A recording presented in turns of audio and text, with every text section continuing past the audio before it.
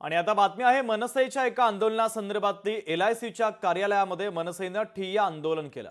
कांदिवलीच्या LIC कार्यालयाच्या बाहेर मनसेचे कार्यकर्ते आक्रमक झाले। मराठीला डावलून गुजराती आणि इंग्रजी भाषेला प्राधान्य दिल्यानं मनसेच्या कार्यकर्त्यांनी आक्रमक भूमिका घेतलेली आहे। माफीनामा घेतल्याशिवाय LIC कार्यालयाच्या बाहेर निघणार नाही असा इशारा त्यांनी दिलाय। सध्या LIC कार्यालयामध्ये पोलिसांचा मोठा बंदोबस्त तैनात करण्यात आलेला आहे। या आंदोलनाची ही दृश्य आम्ही तुम्हाला दाखवतोय। LIC कार्यालयामध्ये मनसेच्या वतीने ठिय्या आंदोलन करण्यात आलं।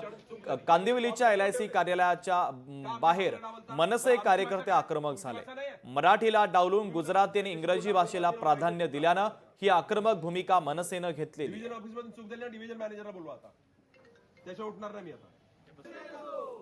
नारा दिल से मनसे हो ऍड्रेस द्या, मी जातो घेऊन येतो।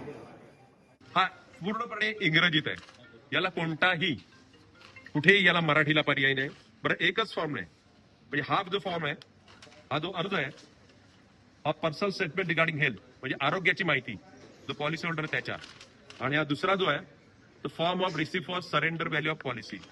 हे दोन्ही फॉर्म मराठीमध्ये नाहीयेत, त्याला मराठीचा पर्याय नाही। मग ग्राहकांनी इकडे त्यांना कोण मार्गदर्शन करणार, आणि त्यांनी त्यांना मराठी कळतच नाही, त्याच्यात इंग्रजी कळत नाही, त्यांनी काय करावं हा आमचा प्रश्न आहे। LIC मराठी भाषेला का डावलते? यांचं असं म्हणणं आहे की हे डिव्हिजन ऑफिस मधून फॉर्म आलेले आहेत। मला डिव्हिजन ऑफिसची माफी पाहिजे, डिव्हिजनल मॅनेजरने यावी आणि इथे लिखित स्वरूपात माफी महाराष्ट्र मागा, आमचीच नाही संपूर्ण महाराष्ट्राची माफी मागावी। लोकशाही मराठी ऐका, पहा, जागरूक रहा।